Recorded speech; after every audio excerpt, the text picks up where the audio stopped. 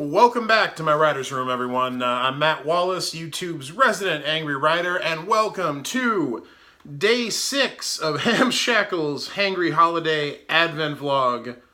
All month long through December, we're doing the Advent Vlog. I've been dedicating it, each episode, to a member of Team Hamshackle out there. Today's episode is dedicated to Kate Sherrod.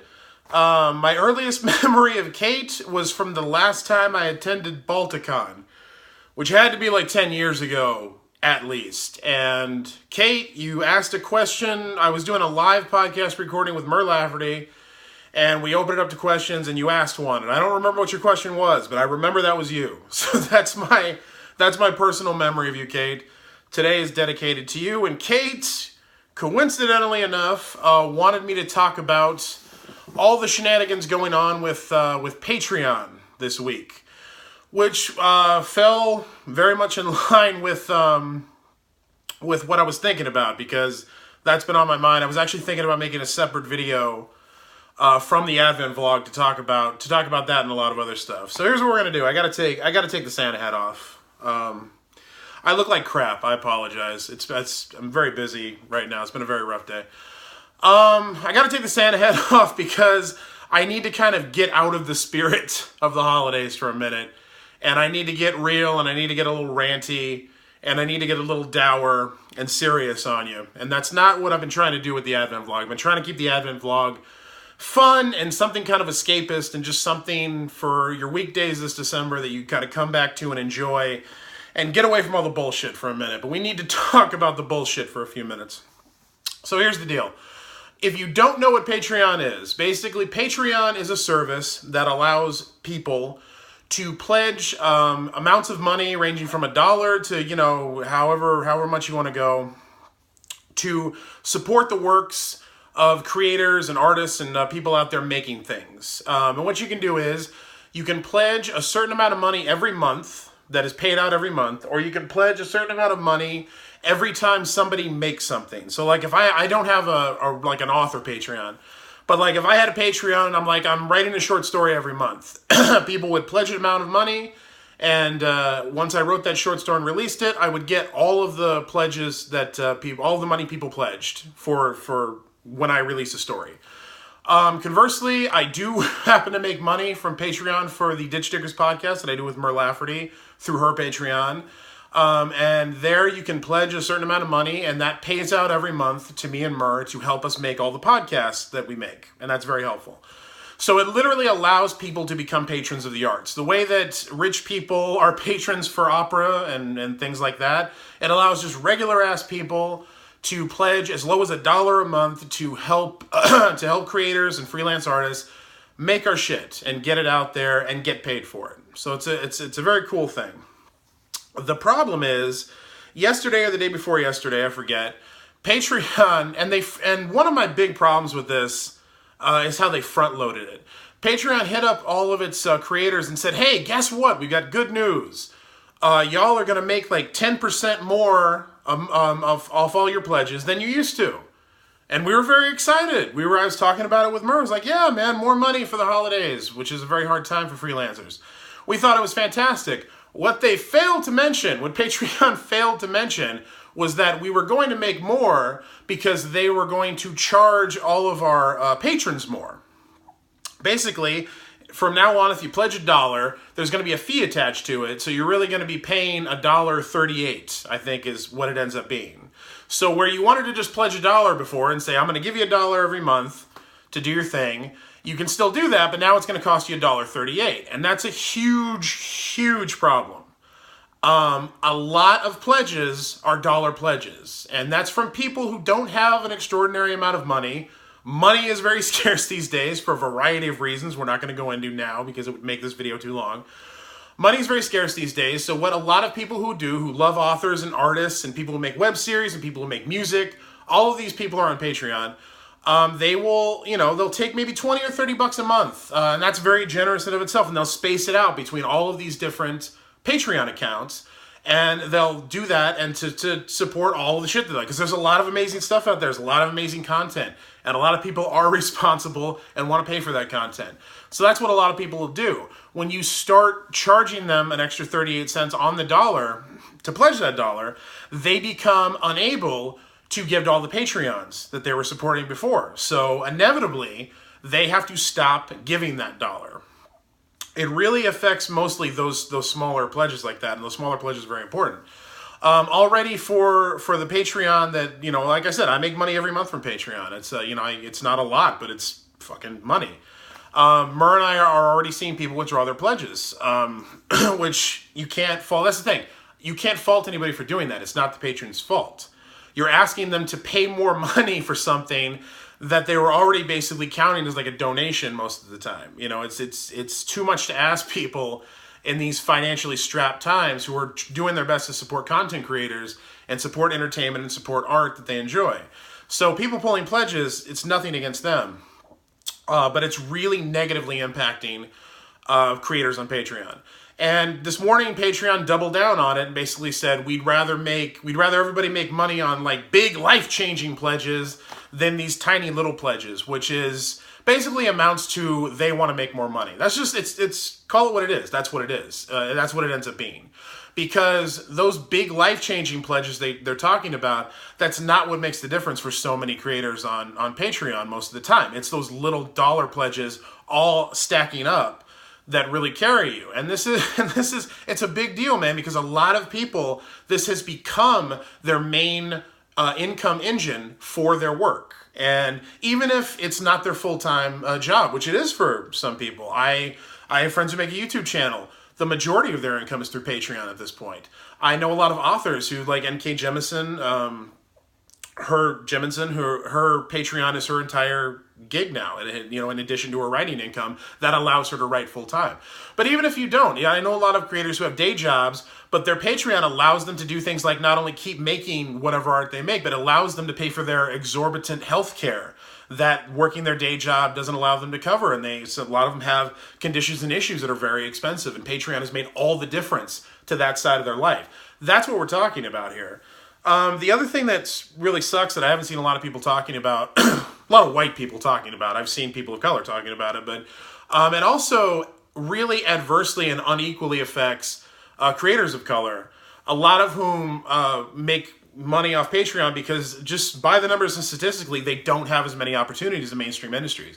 There are not as many people of color in publishing or in these other arts-driven industries. So they've turned to Patreon to make ends meet and to make their work. And so as negatively as it impacts me, it impacts a creator of color like 4 times as much, which is, it's America. That's how things usually end up working out with that dynamic. So it's really screwing everybody over. It's a bad thing. It's a bad thing. Patreon shouldn't be doing that. And it seems like they're committed to it. Like the outcry it seemed to me at least to be tremendous. Like everybody's saying this is a bad thing. Please don't do this. They're committed to doing it anyway. So basically I've just explained what a lot of you already knew. Here's the thing about this video and about what I'm going to talk about. I don't have a lot to add to that topic. I really don't. It's been said over and over again by people much smarter than me why this is a bad thing, why Patreon shouldn't do it, why it negatively affects everyone. And they're all correct about that. I don't really have anything to add to that. I will add my voice to the chorus and say it's a terrible thing. Patreon, you should not be doing this. It's negatively affecting the people who have brought you wealth and success to your company. But what I want to talk about is actually something that it branches off from this. And it's going to start with a thesis that may be unpopular with many of you, but I hope you give me a second to kind of explain, which is what I keep arriving at is what just happened with Patreon just illustrates to me something that I've always thought about Patreon, and I've thought about this entire kind of medium of Patreon and Drip and Kickstarter and all these things, which is Patreon is not the solution to freelance creators' problem. It's not. Now, I know it has been for a lot of people. A lot of people have found solace and success and literally have had their lives saved by creating their Patreon accounts. And I'm not diminishing that in any way. That is a fantastic thing. I am so glad that everyone who's done that has been able to do it. You should be able to do that. That's not what I'm talking about. I'm talking about how Patreon is not a solution to the broken industries that we all come from, whether it's publishing or graphic design or music or any of these things. It's not the solution to that. It's been a very effective Band-Aid for a lot of people, but it's been a very effective alternative to those things for a lot of people, but it is not the solution. And this is something I've felt ever since I first started investigating the Patreon model. And I say this as somebody who makes money from Patreon. It's always seemed to me to be a very unstable way to a very unstable basis for your livelihood, because it's such a fluctuating thing. Not even with the company's model, but just with the consumer side of things, which is your patrons and people giving you money. Circumstances change so easily. The economy changes so easily. Circumstances change so easily. It's a very tenuous model on which to base your livelihood, but it's been a very effective alternative. My problem is, again, this thing that Patreon is doing just really illustrates a key point, which is as much as YouTube and Kickstarter and Patreon like to treat and market their creators as partners, they treat you like a partner. You are not a partner with any of these people. You are a customer, the same as the people who subscribe to your YouTube channel or donate to your Kickstarter, donate to Patreon. And at the end of the day, you will be treated like a customer by these people because they're companies. However well-meaning they may be when they start out, they all hit a point where, whether through necessity or greed or nearsightedness or a combination of all those things, they end up fucking you over as customers. And you find out just how much a partner of these entities you are not. That's always going to be a fundamental problem with them. The other thing I want to talk about is the reason for the proliferation of these companies, and why it ends up being just a different version of the broken industries we come from. Again, the publishing and the music industries and entertainment and all those things. The problem with the industries we come from is that creators end up subsisting from the bottom of the money spigot. That's really, when you break it down, that's the fundamental problem. There are all kinds of contributing factors on top of that, but the essential problem is we eat last. And there's not much left when we finally get there. That's really the core fundamental monetary problem that necessitates and has given rise to things like Kickstarter and YouTube and Patreon and Drip and all these other services. Coming from publishing, when you get your royalties, you are getting a very small percentage of a product that you create that the publisher then then the publisher then produces and finishes and markets for you. You're getting a very small piece of that. And it works the same in most other royalty-based industries. We're all freelance contractors. We're all, a lot of us tend to be work for hire. If you do media tie-ins or you do certain kinds of contract work. Our lives and our professions are not structured to give us stability or to give us financial security. And that's not just money. We also, because we are contractors, we're virtually uninsurable. We have no access to healthcare through our industries. We have no collective bargaining power. We have no real advocacy to speak of, unless you're talking about maybe like the WGA for screenwriters. But even then, they have massive amounts of problems in there too. But if you're dealing with like SFF authors, we have the SFWA. I know Kat Rambo, the president, personally. She's trying to do really good things with that organization. She's trying to fix problems that have existed there for a long time. But just the infrastructure and just the influence isn't there, SFWA cannot sit down at a table with Amazon or with big publishers or be part of that conversation. They don't care. Amazon doesn't give a fuck about authors guilds. They don't. So we have no collective bargaining either. And it just really renders us powerless and poverty-stricken most of the time, except for that upper 1% of authors who really sell a lot of books. So the issue with that, what it really comes down to, why we're at the bottom of the money spigot, is because everything else is being sucked up by middle entities, middlemen, middle people. Middle people, to me, are really the thing that needs to be done away with for freelance creators. And that's what we're trying to get to with things like Patreon and things like Kickstarter and things like YouTube. We're trying to get directly to the audience and directly to the money. And the problem is, those places get you closer than traditional industry does, but they've really just created a new brand of middle entity between you and your money. And that's what's being illustrated by Patreon right now. You know, arbitrarily and against the popular will of its creators, they're saying, we are doing this thing. We need to make more money. This will make us more money. We are doing this thing. And that is key. And that is, again, them inserting themselves between creators and that money. It's just a new version of the same problem that we have in publishing and all these other industries. And so that is why it's not a solution to me. And that's what this whole thing has really got me thinking about. Because what we need to get to is just a restructuring of both how creator-driven businesses are practiced. Equally, if not more important than that, though, is how the audience views those industries and how they interact with it. Because that's another side of this huge problem. People don't want to pay for media. That's a huge core problem. In addition, so here you have the money spigot thing where you're at the bottom of it, but up here you've got people like not wanting to pour anything into that spigot anymore. Whether it's books, whether it's music, whether it's movies, whether it's TV, we just progressively, as technology and attitudes and society has gone on, we've gotten to this place where people just flat out do not place a monetary value on the media they consume, even though it drives so much of their personal and even professional lives, even though it's such a big part of their existence. They've just been trained. They have been de facto trained to default to not paying for media. Now, the workaround, and again, this is another place that Kickstarter and Patreon and YouTube and all these things came in to fill the gap. Very industrious people saw a hole there and they moved in to fill it. The catch-22 with that is a consumer doesn't want to buy a book. They want to be part of something grander than that.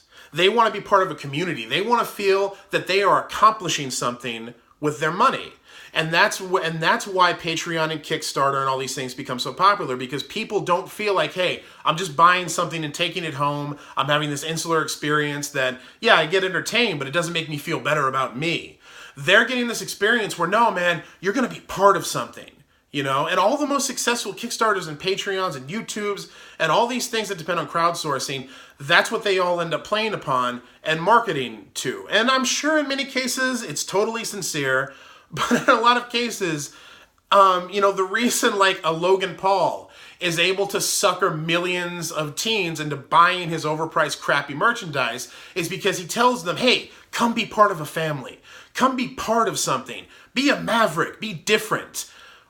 But meanwhile telling them, no, spend all of your money to wear the same crappy clothes as everyone else. But he's selling them this idea that you are part of a family. You are part of something grander than yourself, that you are actively contributing to. We can't do this without you.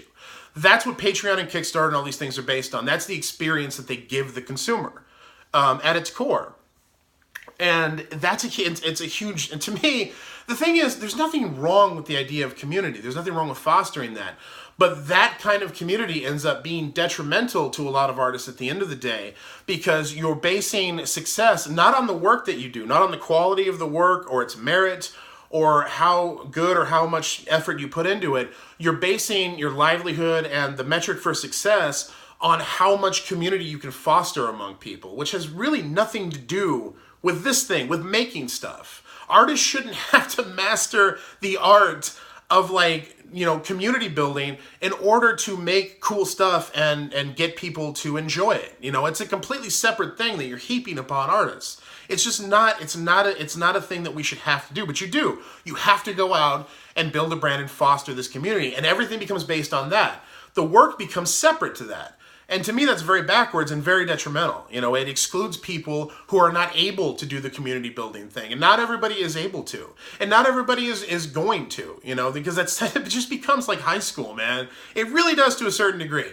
It becomes this fucking popularity contest in a lot of instances. And it really makes me sick, because the work takes a backseat to who can be the best pitch face, who can be the best pitch man and go out there and make people and hawk to people and make them feel special about themselves. And a lot of that becomes a con. And, to go back to Logan Paul, just because and in doing this vlog, I was started investigating other vlogs, and he is like the poster boy of that empty bullshit, like Teenage Mutant Ninja Turtle live action movie cult thing that you got going on, where you take young people and tell them, I'm making you a part of my family, give me your money.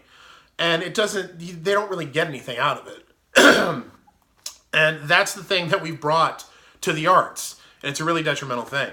So where we need to get to is really retraining audiences and how they perceive our work, and to place more value on the actual work. And we need to restructure the industries that we come from to just give us a bigger piece of the pie. And and doing those things is incredibly hard. Again, that's why Patreon and Kickstarter have proliferated so much. And you may disagree with all of this, and that's fine. You may have a totally different take, but this is what I see happening around me. And there are things that make access very hard. And I just feel like as much benefit as people have found in Kickstarter and in Patreon and on YouTube and in Drip or whatever form that takes, however much success you found, I don't begrudge you that success. I'm very happy that you had it. I just feel like in the long run, it has a detrimental effect rather than a positive one, because it doesn't actually fix anything that's broken. It just ends up creating a new version of it. What I would like to see happen, just small things to start with. We don't need a revolution. We don't need a palace coup, but just small things. Take the publishing industry. What I would like to see happen, and I was talking about this a little bit on Ditch Diggers, I would like to see more positions in publishing opened up to remote access, so people don't have to live in New York to work in the publishing industry. Because if you did that, and you worked on, and also on the hiring process side of things, you would get much more diverse people working in publishing, which would lead to more access in publishing. We talked about how this Patreon thing has an even greater disproportionately adverse effect on creators of color. That would be lessened by having more people of color work in the publishing industry, and remote access would be one way to achieve that, because that's such a huge barrier to working in the publishing industry right now, is not living in New York, which is just bananas expensive to do, and very few people can do it. You are excluding so many people from doing that, and that would have such a broad-ranging positive effect on the industry. That's one thing that could be done very easily. We have the technology to do these things now. Another thing that could be done is advocating for authors to get more ebook royalties, because the standard ebook royalty rates in publishing right now are ridiculous, because publishers make so much money on ebooks and they don't want to share it with us because it's so hard to make money selling books. But for what an ebook is, authors should be getting so much more of a percentage for that, and it would make such a difference to so many authors. Even authors who don't sell a ton of books, it would just exponentially, even if you doubled the ebook royalty rates that we're getting now, I know it would make a huge difference to me. I'm not getting rich off the books that I sell, but if you doubled every one of my quarterly royalty checks, it would make a fucking difference. That's something that's achievable that we should be actively working towards. In terms of retraining the audience, I think that's an even harder one than retraining the industry. At least the industry is a contained thing. Audiences are like a phenomenon. It's so hard to change a popular perception. And the perception that media isn't worth that much, I feel like it keeps getting worse every year. And the thing is, we find ourselves adapting to that more than we try to correct it. Or not even if we can't change their attitude, then at least adapt to it in a way that isn't just completely accepting that they're not going to give us any money. Because that's what all these models that we're coming up with now do. When you look at streaming services, when you look at how people are pivoting from more traditional, older kinds of media into newer kinds of media, they're still accepting the fact that people don't want to pay for shit, and they're trying to work in that context. And when you're working in that construct, you're gonna fuck over creators no matter what you do. Honestly, the place we need to get to is for freelance creators to front all of their own stuff. We need to cut out the middle people entirely. That's what needs to happen. And we have that capability now. Technologically, we absolutely have the capability. You do not need anyone to make stuff anymore. You really don't. Whether it's a book or a movie or a TV show or a comic book or music, access is broader and grander than it ever has been. The problem is finding an audience for that and monetizing it. That's the hard part, because of people's attitudes. People are still so used to doing things a certain way that even though there are a lot of indie creators who have found success, what stops it from being a widespread industry standard is because the mass popular audience is still used to going to Walmart and buying a book. They're still used to watching the same 3 channels on television. You know, if you can retrain them at all, you get them into something like Netflix, but then that just becomes one thing. It becomes Netflix, which ends up being no different from Kickstarter, Patreon, all this other shit I've been talking about. But yeah, it's those attitudes that kill us. It's those old, stubborn, people just get so used to obsolete shit that they keep doing things long after they make sense for anyone. Creators, producers, consumers, anyone. People will keep doing more costly, more complicated things just because they're used to doing them. And that's an area we need to focus on. I don't know what the answer is there. I don't pretend to. But, so yeah, I know this turned into a 25-minute thing. I doubt anybody is even still listening at this point. But that's what's been weighing on me for the past 24 hours. The Patreon thing was bad enough. The Patreon thing was shitty. It made my day shitty. It's going to mean less money for me a month, and that's never a good thing. But on top of that was just everything that this Patreon thing is indicative of and everything else that it branches off into, which is all these larger issues. And one thing you'll hear me talk a lot about on this vlog or talk about on Ditch Diggers is how we tend to focus on symptoms rather than causes. You know, that's what we're big into. We're big on looking at whatever's in front of us that we can kind of partially control or be listened to about. If we have something we can get a foothold in, then we'd rather focus on that than all of this other shit that's causing this thing that we have no voice in and no control over, even though this is all the stuff up here that we really should be focusing on. So this is just me trying to talk about the cause rather than the effect. Because that's what Patreon is. It's an effect. It's not a cause. It's not a solution. It's not a replacement. It's an alternative. It's been a very successful alternative for a lot of people. It shouldn't go away. I'm not advocating that at all. Like, I mean, people are probably going to end up changing over to Drip if Patreon's going to stick to this fee thing, which it seems like they're going to. But it shouldn't be looked at as the replacement model, because it's not. It's just not at the end of the day. Excuse me. I have no voice left after all this. Anyway, so that's where I'm at on all of that. It's very complicated. It's complicated shit, man. But we have to at least start talking about the actual thing, not just the shit that's easier to talk about. I'm going to put back on my Santa hat now because I'm tired of being serious. I want joy. God damn it. So yeah, I'm sorry I had to break into the Advent vlog to get all dour on you for a minute. If you are still watching at this point, thank you for your patience, first of all, and your attention span in this modern internet age. I must commend as well. That's fantastic. 27 minutes you've stuck in with a video looking at a fat guy in a chair just ranting and rambling, and that's impressive. So here's the deal.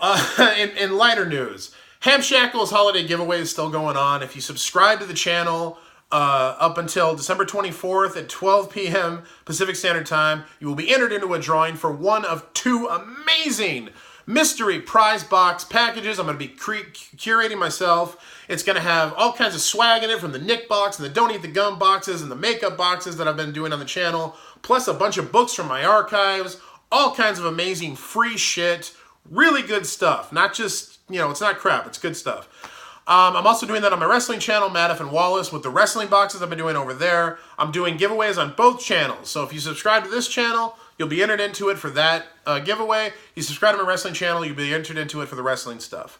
So this will be my last plug for tomorrow, Saturday, December 9th at 2 p.m. I'm down at Mysterious Galaxy Bookstore in San Diego for their annual holiday party. It's going to be me and a bunch of other amazing authors. We're hanging out. There's going to be refreshments. I imagine there'll probably be cookies. There'll be books. Come hang out with an author, buy a book, get it signed. We're going to have a good time down there. Hope to see you there tomorrow. Monday, the Advent vlog will be much shorter and much happier, I promise. But until then, I am Matt Wallace, YouTube's resident angry writer, and I will see you on Monday.